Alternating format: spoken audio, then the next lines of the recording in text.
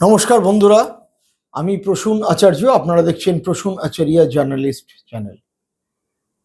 আপনারা সকলেই জানেন যে তৃণমূল কংগ্রেসের বিধায়ক দল ভেঙে গিয়েছে এবং ৮০ জনের মধ্যে ৬০ জন বিধায়ক তারা আলাদা করে নতুন গোষ্ঠী বলুন, তারা নতুন তৃণমূল বলুন, তারাই আসল তৃণমূল বলুন, তারা বিধানসভায় আলাদা মর্যাদা পাওয়ার মতো অবস্থায় চলে গেছেন এবং তাদের নেতা হয়েছেন ঋতব্রত বন্দ্যোপাধ্যায়, যিনি এককালে সিপিএম এর সাংসদ ছিলেন এবং বহিষ্কৃত হয়েছিলেন। তৃণমূল থেকেও বহিষ্কারের পরে তিনি বিধায়ক দলের নেতা হয়ে গেলেন এবং তার সাথে আখরুজ্জামান, তার সাথে রয়েছেন শিউলি সাহা, তার সাথে জাভেদ খান, বিভিন্ন বিধায়করা বিভিন্ন পদাধিকারী হয়েছেন।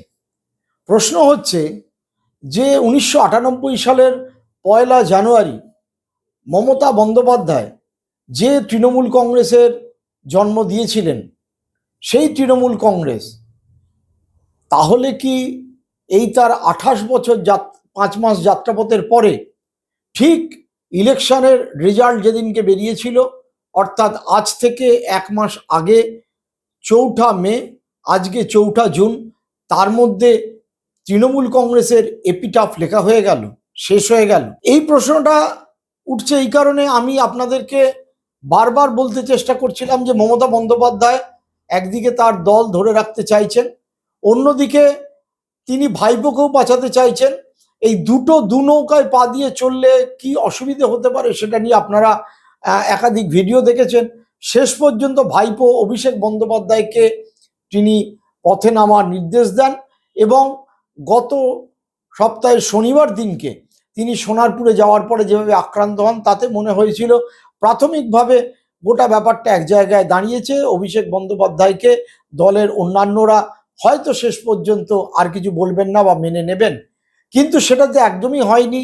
বিশেষ করে বিধায়ক পদের যিনি বিধায়কদের নেতা হিসেবে বিরোধী দলনেতা শোভনদেব চট্টোপাধ্যায়ের কে যে মেনে নেওয়া হয়েছিল, তার যে সইয়ের তালিকা, তাতে যে একাধিক বিধায়ক সই করেছেন বা করেননি সেই বিতর্ক সামনে আসে। তারপর আমরা জানতে পারি ঋতব্রত বন্দ্যোপাধ্যায় এবং সন্দীপন সাহা এই দুজনে সেটা জমা দিয়েছিলেন। এগুলো সব পুরনো বিষয়, নতুন করে বলার কিছু নেই। এখন প্রশ্ন হচ্ছে, তাহলে যে প্রশ্নটা আপনাদের সামনে সবার আগে উঠছে যে তাহলে তৃণমূল কংগ্রেস কি উঠে গেল? তৃণমূল কংগ্রেসের কোনো কি অস্তিত্ব থাকবে না? ফাইনালি তৃণমূল কংগ্রেস কি আলটিমেটলি বিজেপির বি টিম হয়েই দেখা দেবে, নাকি মমতা বন্দ্যোপাধ্যায় তার এই ৭১+ বয়সে আবার কামব্যাক করতে পারবেন? এই প্রশ্নটা বারবার আমি গত ১ মাস ধরে তুলতে চেষ্টা করছিলাম। আজকে এতটাই প্রাসঙ্গিক হয়ে গেছে, এক এক করে বিষয়টা ব্যাখ্যা করব। আপনারা যারা আমার ভিডিওটা নিয়মিত দেখেন তাদের একটু পুরো ভিডিওটা মন দিয়ে শোনার অনুরোধ করব, সেই সঙ্গে অবশ্যই লাইক, শেয়ার, কমেন্ট করা এবং সেই সঙ্গে যারা পারবেন যদি চ্যানেলটিকে মেম্বারশিপ নেন তাহলে ভালো হয়। মমতা বন্দ্যোপাধ্যায়ের সামনে এই মুহূর্তে কি কি বিপদ? আশা করি তিনি ভালো আছেন এবং সুস্থ আছেন, কিন্তু এর আগে মমতা বন্দ্যোপাধ্যায়ের জীবনে সবচেয়ে এইরকম পরাজয়ের পর দুটো দিন আমার তার সাথে দেখা হয়েছিল। এক, ১৯৮৯ সালের যেদিনকে ইলেকশনে মমতা বন্দ্যোপাধ্যায় যাদবপুর ইলেকশনে হেরে গেলেন, সেই দিন রাত্রিবেলা আমি তার বাড়িতে গেছিলাম। তিনি একাই ছিলেন, প্র্যাকটিক্যালি তার বাড়িতে কারেন্ট ছিল না, হারিকেনের আলো জ্বলছিল, প্রায় ক্রন্দনরত, সাংঘাতিক বিধ্বস্ত মমতা বন্দ্যোপাধ্যায়, তাকে দেখেছিলাম। আবার ২০০৪ সালে, ১৯০০ নয় ২০০৪ সালে লোকসভা ইলেকশনে যেদিনকে তিনি একা শুধু জিতলেন লোকসভায়, আর তার দলের সবাই হেরে গেল, একা হয়ে গেলেন দলের জনপ্রতিনিধি হিসেবে, সেদিনকেও আমি তার বাড়িতে গিয়েছিলাম এবং মমতা বন্দ্যোপাধ্যায়কে বিধ্বস্ত অবস্থায় দেখেছিলাম। কিন্তু এই ৩রা জুন ২০২৬-এর রাত আমার মনে হয় তার থেকেও ঘন কালো রাত তার জীবনে। যে দলটি তিনি জন্ম দিয়েছিলেন, যে দলের এই ২৯৪ জন ক্যান্ডিডেটকে তিনি বলতেন সব জায়গায় আমি প্রার্থী, যে দলের সিম্বল থেকে শুরু করে সব কিছু তার হাতেই ছিল, অজিত পাজা বিদ্রোহ করেছেন, চলে গেছেন। সুব্রত মুখার্জি বিদ্রোহ করেছেন, চলে গেছেন। সুদীপ বন্দ্যোপাধ্যায় বিদ্রোহ করেছেন, চলে গেছেন। তারপর আবার সবাই তৃণমূল কংগ্রেসে ফিরে এসছেন, তার পরিবারের লোকেরা ফিরে এসছে। বারবার নানা রকম কিছু হয়েছে, কিন্তু মমতা বন্দ্যোপাধ্যায় শুধু কর্মীদের নয়, দলের একঝাঁক নেতার পুরোপুরি দলের কন্ট্রোল তার হাতে ছিল। কিন্তু গতকাল আমরা যে দৃশ্য দেখলাম, যেভাবে ঋতব্রত বন্দ্যোপাধ্যায়ের মতো একজন, যার বিরুদ্ধে অভিযোগ এখনো পর্যন্ত রয়েছে বালুরঘাটে এবং সহজ অভিযোগ নয়, এবং ঋতব্রত বন্দ্যোপাধ্যায়কে সেই ব্যক্তিগত কারণেই বহিষ্কার করা হয়েছিল সিপিআইএম থেকে, সেই ঋতব্রত বন্দ্যোপাধ্যায়কে সামনে রেখেই ৬০ জন বিধায়ক এক হয়ে গেলেন। ঋতব্রত ভালো ছাত্র হয়তো ছিলেন, ভালো শেক্সপিয়ার বলতে পারেন, ভালো রবীন্দ্রনাথ বলতে পারেন, ভালো তিনি মধুসূদন মাইকেল মধুসূদন দত্তের কবিতা আবৃত্তি করতে পারেন, কিন্তু সেটা বড় কথা নয়। তার উপরে ভরসা রেখে কি করে গেলেন? আপনারা জানেন, এর আগের বারবার বলছিলাম যে এতজন বিধায়কের নানা রকম ভয় রয়েছে, আয় বহির্ভূত সম্পত্তির ভয় রয়েছে। জাভেদ খানের রয়েছে তার প্রায় ৯০টি সম্পত্তি। চিফ মিনিস্টার, মুখ্যমন্ত্রী শুভেন্দু অধিকারী নিজে বলেছেন। এছাড়া তিনি বলছেন আরো সম্পত্তি আছে। আমরা জানি এই রকম ইডি সিবিআই এর ইনকাম ট্যাক্সের ভয়, সিআইডির ভয়, সেটা যে রয়েছে সেটা মমতা বন্দ্যোপাধ্যায় নিজেই একাধিকবার বলেছেন দলের অভ্যন্তরে, এবং বাইরে তিনি ফেসবুক লাইভেও বলেছেন। কিন্তু যা হবার হয়ে গেছে। এখন মমতা বন্দ্যোপাধ্যায়ের সামনে কি কি রাস্তা, দল আর কি কি মানে অড সিচুয়েশন ফেস করতে পারে। নাম্বার ওয়ান, আমি যেটা আগেও বলেছিলাম, তার ২৮ জন যে এমপি আছেন, তার মধ্যে যদি ইউসুফ পাঠান বা কাকলি ঘোষ দস্তি তার রেজিগনেশন দেন, তাহলে ২৭ জন হবে। ১৮ জন এমপি লাগবে একটি আলাদা দল হতে, লোকসভার সাংসদ ১৮ জন লাগবে। গতকাল রাত্রি পর্যন্তই আমি শুনতে পাচ্ছি এক ঝাঁক চিত্র তারকা সহ সেই এই বাগি সাংসদ হয়েছেন, এক ঝাঁক চিত্র তারকা। সেই তালিকায় জুন মালিয়া থেকে শুরু করে রচনা বন্দ্যোপাধ্যায়, দেব থেকে শুরু করে শতাব্দী রায়, অসিত মাল, হেন লোক নেই নাম উঠছে না। খুব কাছাকাছি নাকি এরপর লোকসভার যে দল সেটা ভেঙে যেতে পারে। লোকসভার দল ভাঙার পরে রাজ্যসভায় যে তার ১৩ জন সদস্য রয়েছে, সেখানে দল ভাঙতে লাগবে ৮ জন। সুখেন্দু শেখর রায় ছটফট করছেন, আরও একজন ছটফট করছেন। আমরা জানি না সেটা রাঘব চাড্ডা এবং অন্যান্যদের যেভাবে ভেঙে নিয়ে চলে গেল আপ পার্টির সাংসদের দলটাকে, এবং বিজেপি মার্জার প্রায় করিয়ে নিল, সেই রকম কোনো ঘটনা ঘটবে কিনা। কারণ মমতা বন্দ্যোপাধ্যায়ের সামনে বিধায়ক দলের যা হওয়ার হলো, এরপরে সংসদীয় দল রক্ষা প্রধান উদ্দেশ্য হয়ে দাঁড়াবে। তিনি আদৌ কি রক্ষা করতে পারবেন? আমি সত্যি বলছি, এটা নিয়ে কোনো স্পষ্ট অবস্থান নেই। তাহলে মমতা বন্দ্যোপাধ্যায়ের সামনে বাঁচার রাস্তা কি, দল রক্ষার রাস্তা কি? সত্যি যদি তার বিধায়করা চলে যায়, তার হাতে না থাকে, তার সাংসদরা চলে যায়, তার হাতে না থাকে, তারপরে এই বিধায়ক এবং সাংসদরা হয়তো এই তৃণমূল কংগ্রেসের যে সিম্বল সেটাকেও দাবি করবে, তারাই মূল তৃণমূল কংগ্রেস হয়ে যাবে। অর্থাৎ বাড়ি আপনি তৈরি করলেন, আপনার ছেলেপিলেদের মানুষ করলেন, খাওয়ালেন, পড়ালেন, তাদের ভালো চাকরি বাকরির ব্যবস্থা করে দিলেন, তারপর তারাই আপনাকে বাড়ি থেকে বার করে দিলেন। এই রকম যদি অবস্থা কারোর ক্ষেত্রে হয়, যখন তিনি বৃদ্ধাবস্থা, ৭০ বছরের ওপর বয়স, অসুস্থ শরীর, আপনাকে বাড়ির বাইরে ফুটপাতে বার করে দিলেন, তাহলে মমতা বন্দ্যোপাধ্যায় কি সেই রকম অবস্থা হতে যাচ্ছে? দেখুন, রাজনীতিতে একটা অদ্ভুত ব্যাপার। আমরা ঠিক এই জিনিস দেখেছি আপনার উদ্ধব ঠাকরের দল, যেটা বালা সাহেব ঠাকরে তৈরি করেছিলেন, কিভাবে একনাথ সিন্ডে ভেঙে দিলেন, ভেঙে দিয়ে সেই দলটিকেই, অর্থাৎ আসল শিবসেনা বলে তারা সিম্বল থেকে শুরু করে সবকিছুই পেলেন। আমরা দেখতে পেলাম শরদ পাওয়ারের জীবদ্দশাতেই তার তৈরি করা দল এনসিপি, ন্যাশনালিস্ট কংগ্রেস পার্টি, কিভাবে তার ভাইপো অজিত পাওয়ার ভেঙে দিলেন। প্রফুল্ল প্যাটেল তার একদম বিশ্বস্ত লোক, ভেঙে দিয়ে বেরিয়ে গেলেন, চলে গেলেন এবং সিম্বল পেয়ে গেলেন। এবং এই সবটাই কিন্তু হয়েছিল বিজেপির অনুমতিক্রমে। আপনারা কি কেউ মনে করেন যে বিজেপির কোনো গ্রিন সিগন্যাল না থাকলে, ওই যে তার ইন্টারন্যাশনাল যে পাসপোর্ট সেটা জমা দেওয়া এবং আনুষঙ্গিক বিষয়ের যে দিল্লিতে উড়ে গেলেন ঋতব্রত বন্দ্যোপাধ্যায়, কাকতালীয়ভাবে বঙ্গভবনে দেখা হয়ে গেল মুখ্যমন্ত্রী শুভেন্দু অধিকারীর সাথে তিনি শুভেচ্ছা বিনিময় করলেন এবং ফিরে এলেন, তার মাঝখানে কিছু কি রচিত হয়নি? আমরা তার উড়ে যাওয়া, চলে যাওয়া হাসি মুখের ছবিগুলো যখন দেখছিলাম, তার আগেই আমরা জানতে পেরেছি যে তিনি এবং সন্দীপন বিশ্বাস তারা কিন্তু তলে তলে কাজ গোছানো শুরু করে দিয়েছিলেন এবং তারা অলরেডি স্পিকারের কাছে জমা দিয়েছিলেন। যে সইয়ের তালিকা জমা পড়েছিল তার মধ্যে অনেকেরই সই ঠিকমতো হয়নি। এখন প্রশ্ন হচ্ছে, মমতা বন্দ্যোপাধ্যায়ের একটা ধারণা ছিল তার দলের হাফ অফ দ্য এমএলএ প্রায় মুসলমান, তারা বোধহয় তাকে ছেড়ে যাবেন না। কিন্তু আমরা দেখলাম আখরুজ্জামান থেকে শুরু করে সাবিনা ইয়াসমিন থেকে শুরু করে নিয়ামত শেখ, ইমান থেকে শুরু করে কাঁড়ি কাঁড়ি কাজল শেখ, ইমামি বিশ্বাস, কে নেই, তারা সবাই দলে দলে, জাভেদ খান, তারা সবাই দলে দলে এই নতুন 60 জনের দলে নাম লেখালো। তাহলে এখন আলটিমেটলি মমতা বন্দ্যোপাধ্যায়ের সামনে কি কি রাস্তা খোলা রইল, কি কি হতে পারে? প্রথম কথা, 3টে রাস্তা এই ক্ষেত্রে খোলা আছে। এদের মূল অভিযোগ কিন্তু এখনো অভিষেক বন্দ্যোপাধ্যায়ের বিরুদ্ধে, এবং এরা অধিকাংশই, এমনকি শিউলি সাহা পর্যন্ত, আখরুজ্জামান পর্যন্ত, তারা সকলেই একই কথা বলছেন যে আমরা মমতা বন্দ্যোপাধ্যায়কে দলের নেত্রী বলে মানি। যে চিঠিটা স্পিকারের কাছে জমা পড়েছেন কোনো লেটার হেডে কোনো দলে জমা পড়েনি। বিধায়করা তাদের একটা নামের তালিকা, যিনি এক্সপেলড হয়েছেন, অর্থাৎ তিনি তৃণমূলের বিধায়ক নন, সেই অর্থে ঋতব্রত বন্দ্যোপাধ্যায়কে নেতা মেনে 58 জন বিধায়কের একটা সই সম্বলিত চিঠি জমা পড়ে স্পিকারের কাছে। স্পিকার সেইটা মান্যতা দিয়ে দরজা খুলে দিলেন। এখন মমতা বন্দ্যোপাধ্যায়ের সঙ্গে 20 জন মতো রয়েছেন, সেই সংখ্যাটা কালকে কমেও যেতে পারে।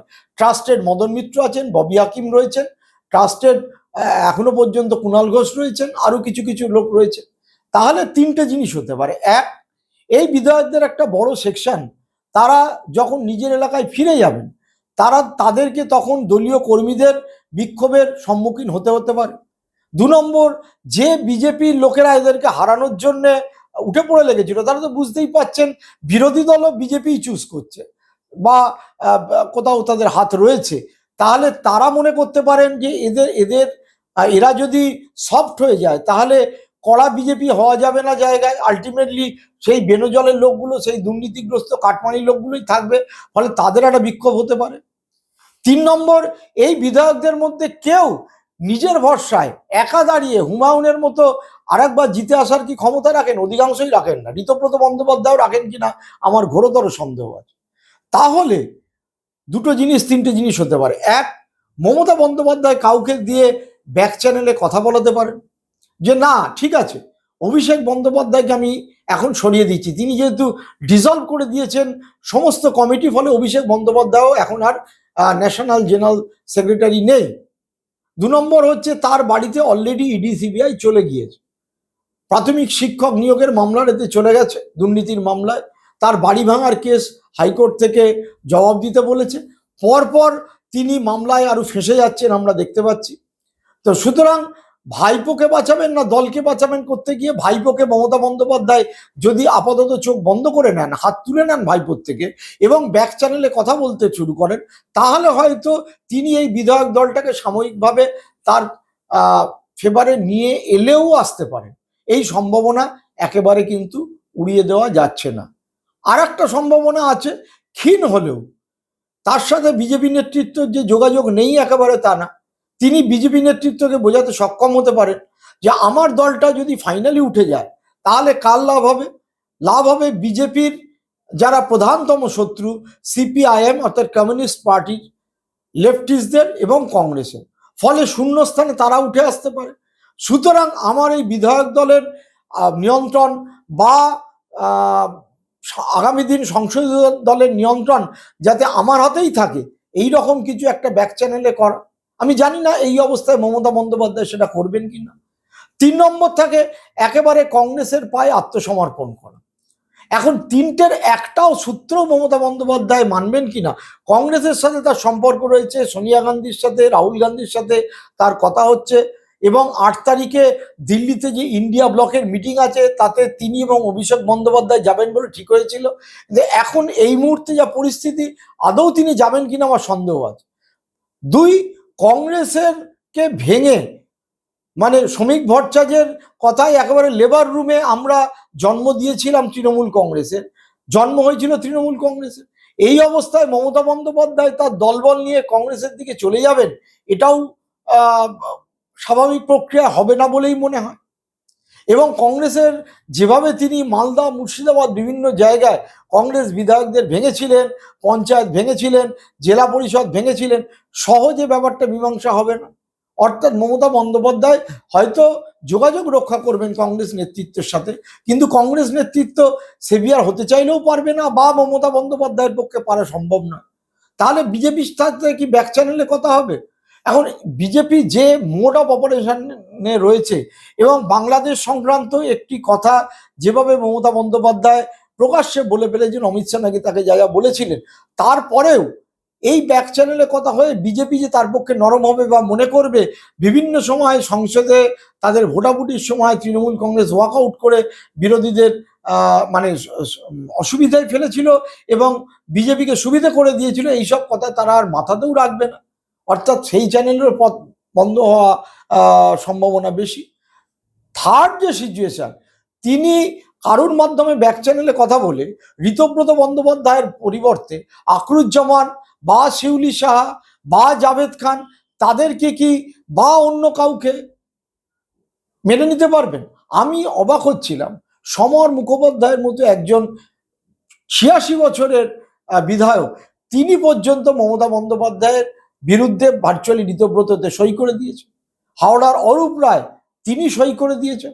মমতার হাতে সেইভাবে ট্রাস্টেড কেউ নেই। কেন এই রকম পরিস্থিতি দাঁড়ালো, এটাও আজকে আমাদের আলোচনা করতে হবে।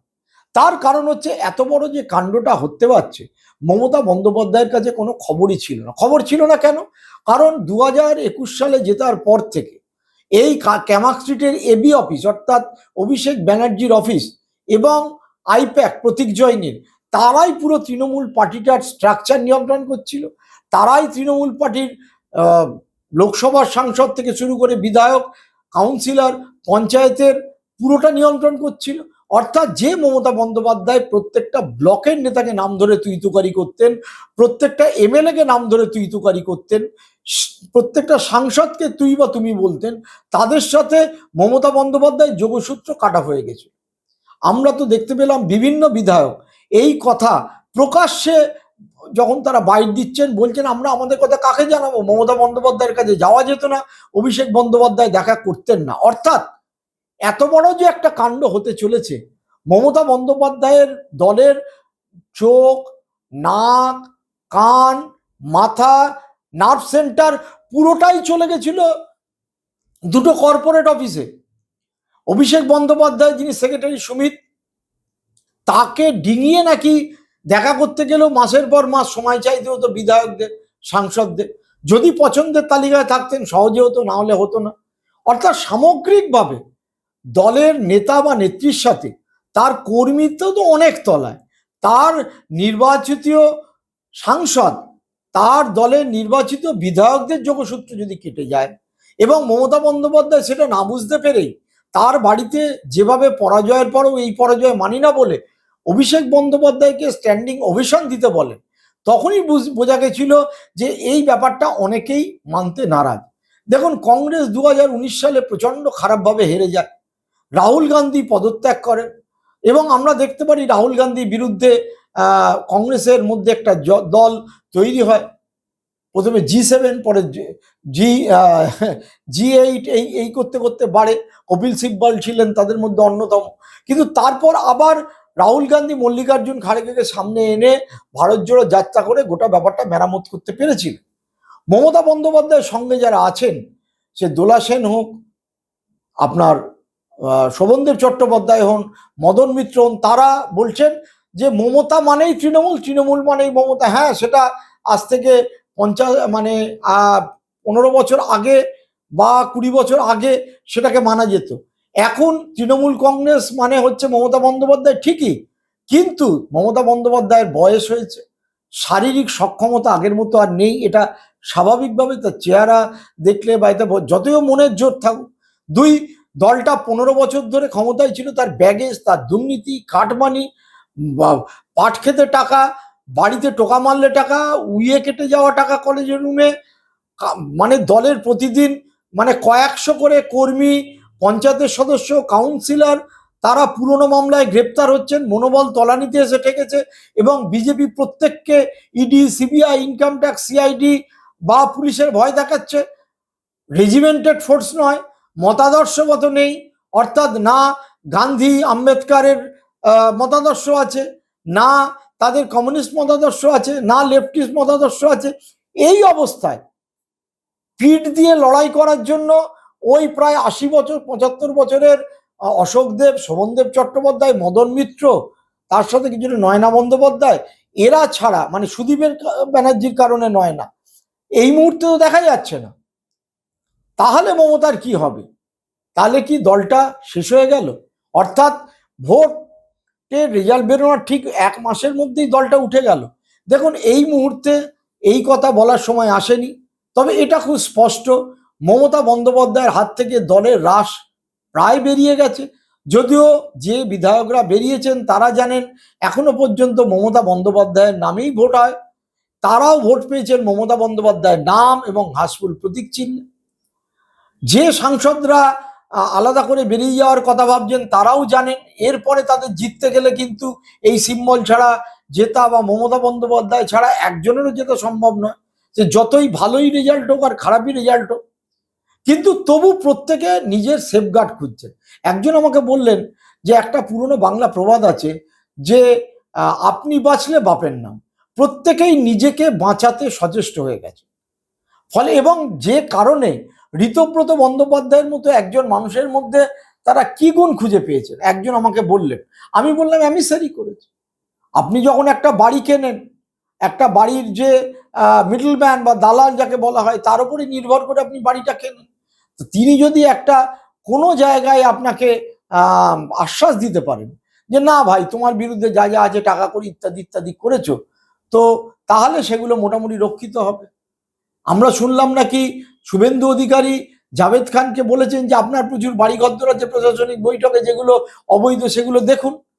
জাভেদ খান নিজেই বলছেন ৯০টা না তার বেশি প্রপার্টি তার জমির ওপরেই গড়ে হচ্ছিল তৃণমূল ভবন, অফিস।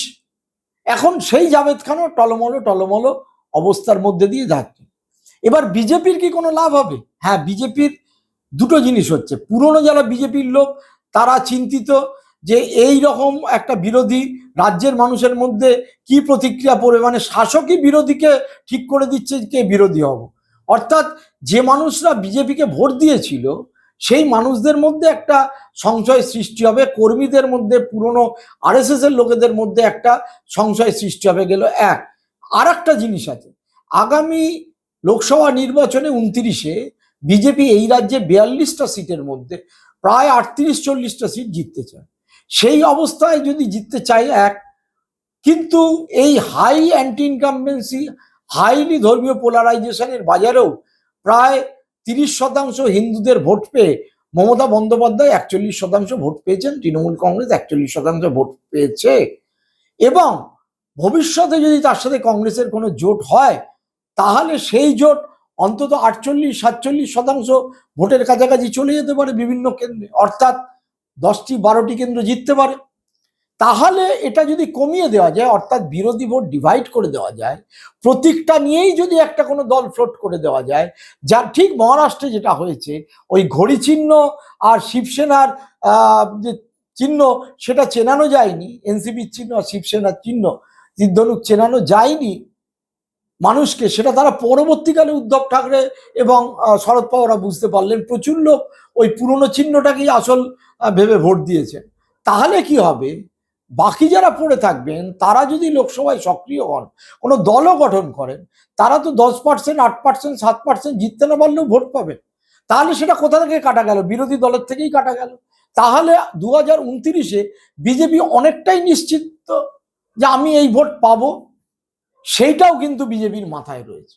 অর্থাৎ সামগ্রিকভাবে শুধু পরিষদীয় দল না, বিধানসভার পরিষদীয় দল না, আগামী দিনকে লক্ষ্য তারা রেখেছেন লোকসভা দল ভাঙা। এবং সেটা যদি ভাঙে 240 থেকে যে ক্র্যাচের ওপর ভর দিয়েছে চন্দ্রবাবু নাইডু এবং নীতিশ কুমারের তার বাইরে চলে যাবে। 18 জন যোগ হলে একেবারে এক ঝটকায় 258 হয়ে যাবে, তার বেশিও হয়ে যেতে পারে, অনেকটাই বিজেপি নিশ্চিন্ত হয়ে যাবে। কিন্তু মমতা বন্দ্যোপাধ্যায় শেষ পর্যন্ত কোন পথ অবলম্বন করবেন, ভাইপোর দিকে যদি অবলম্বন করে দল আরো ছিন্ন ভিন্ন হবে, বা অন্যভাবে কি তিনি রাস্তা নেবেন, কি করবেন, সেটা বুঝতে গেলে আমাদের আরো কয়েকটা দিন অপেক্ষা করতে হবে। আপনারা যারা আমার ভিডিওটি দেখছিলেন তারা সকলে ভালো থাকুন, সুস্থ থাকুন। আবারও বলি, লাইক, শেয়ার, কমেন্ট করবেন। ভালো থাকবেন। নমস্কার।